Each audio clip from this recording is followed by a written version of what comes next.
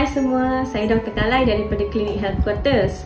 Kita sebagai wanita, kita selalu sibuk jaga anak-anak, jaga suami, jaga ibu bapa, kecuali kesihatan diri kita.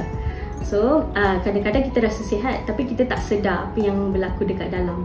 So, pemeriksaan kendiri itu adalah sangat penting dan langkah pertama untuk mencegah sebarang penyakit. Kalau ada masalah haid tidak teratur, sakit perut bawah atau susah hamil, kami boleh scan rahim dan ovary untuk melihat ada perubahan seperti fibroid, cyst, endometriosis atau masalah lain dari awal. Kanser payudara boleh dicegah dan dikesan awal. Kami akan mengesan sekiranya ada ketulan atau perubahan pada tisu payudara. Jadi, jom buat temu janji dengan saya Dr. Kalai di Klinik Health Quarters sebelum promosi tamat.